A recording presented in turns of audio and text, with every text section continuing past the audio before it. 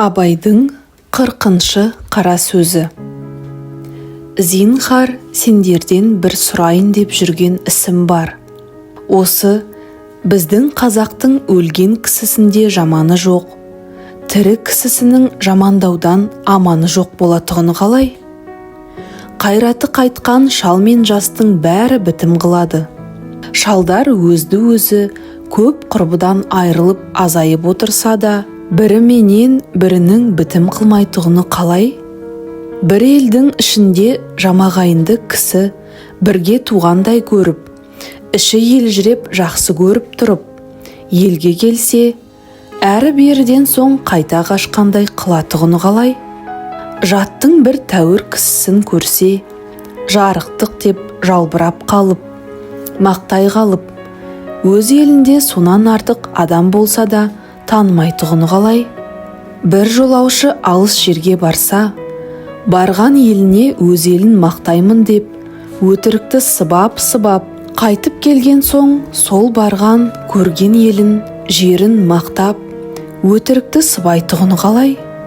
Қай қазақты көрсем де, баласы жасырақ болса, оның басынан пәрмене болып жүріп, ер жеткен соң суық тартатығыны қалай? Біреудің ағайыны торқалы той, топырақты өлімде, адалдық берекеде алысуға табылмай, барымта алалық, ұрлалық десе, табыла қоятын қалай? Бәйгеге ат қоссаң, атыңды тартыспайтұғын ағайын, атың келсе, бәйгесіне өкпелейтұғыны қалай? Баяғыда біреу-біреуді пәлен жасымда келе жатқанда, пәлен жерге жеткізіп салып еді деп, соны өлгенше айта жүруші еді. Осы күнде бұл жылғы берген ендігі жылға жарамайтығыны қалай? Байдың баласы кедей болса, ұрлық қылуға арланбайды.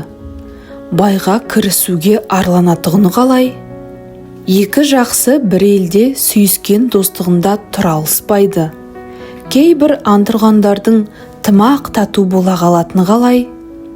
Біреуді досым деп ат беріп жүрсең, оған сенің бір дұшпаның келіп бір тай берсе, бұзыла қалатыны қалай? Күнде тілін алатығын достан, кейде бір тіл ала қойған дұшпанға кісінің өле жазайтығыны қалай? Көп кісі досым жетілсе екен демейді.